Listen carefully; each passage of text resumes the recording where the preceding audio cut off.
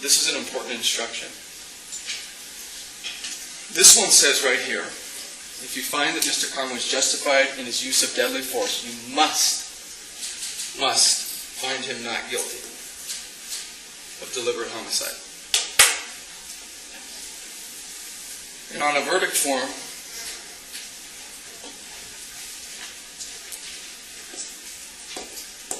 write not guilty. That's what we're asking you to do. We all know that. We believe the law supports it, and we believe the facts support it. You know, the state brought up a number of things in their portion of this, and I want to take a look at some of those things to make sure I've covered them all.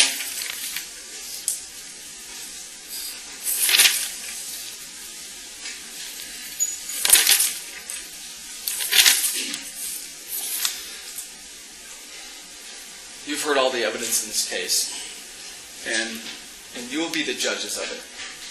We've done our job, and we've presented you with the best that we can and tried to show what's really going on in this case. And what I really think is going on is that we have a situation where homeowners are being challenged against what the current law is about them coming in and saying how we will and won't do things. And think of the course of the trial, the things they attacked Markus Kaarma on. And we never said anything other than the facts about what's Mr. Day. They said 2 years ago you assaulted your wife. Why is that important? Why? Because they want you to turn him into this mean guy. Smoked marijuana. They didn't have any amounts.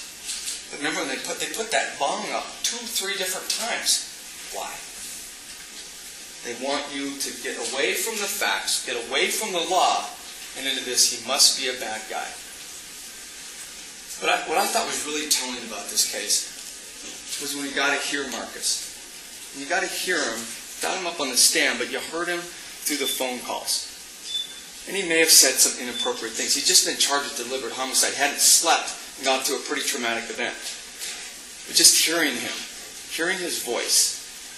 Okay? But even more important than those phone calls were when we got to see him in the interrogation room. And he went through and, like I said, he cooperated. But what's really critical is, remember, the state only showed you part of it. And we came in, and that's how we ended our case. We showed you the balance of it. Okay, and at this point, do you remember what they said? You're not being recorded anymore. But he was. We got to see it. So at this point, he doesn't know he's being recorded. And they came in and asked him, some questions. And then they also told him that Mr. Day had died, and he didn't know. That was the first he had heard of it. Well, they said, well, I thought you knew because your wife was holding, that stuff. But he didn't know. And the first question he asked him was, and it's not in the transcript, you got to listen to it. And I encourage you to listen to it if you want to. The judge said you can. He said, did he have kids?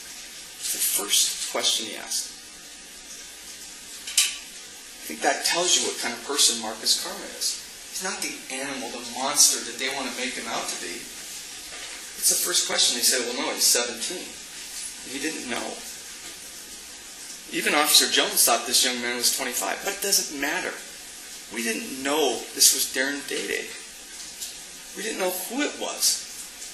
We had no idea. There was no way for this homeowner, for Markus Kaarma, to determine. What also was really interesting is this so-called really tough guy that's supposed to get mad in all these situations, he cried. We didn't put him up here and tell him what to say and cry and do all this. That was with the police. And even during that, he said these nice guy detectives. He cried. And then you got to hear him talk to his wife. And what did he say? I just want to go home. That's what he said. And I think it's just so interesting what's happened in the big picture of this and how much criticism a homeowner is getting in his decision on how he chose to defend his property. And there's probably things I left out. I don't go off a script. It's not how I work. You guys heard everything that you needed to hear. But I won't leave you with this story. So there's a wise old man and a smart aleck boy and a bird. And the boy was going to fool the wise old man. He went and grabbed this bird. And his idea was he was going to go ask the wise old man what was in his hand. When the wise old man said, it's a bird, then the smart aleck boy was going to say, but is it dead or is it alive? If he said it was dead, the smart aleck boy was going to let the bird fly free off into the woods. But if it's alive, he's going to crush it. He's going to crush the bird and crush the life right out of it. So the smart aleck boy went to the wise old man, and he said, wise old man, what's in my hands? And the wise old man said, a bird. And the smart aleck boy said, but is the bird dead or is it alive? And the smart aleck boy, and then the old man said, it's in your hands. And I put into your hands the history of our country, the law of the state of Montana, and the facts of this case.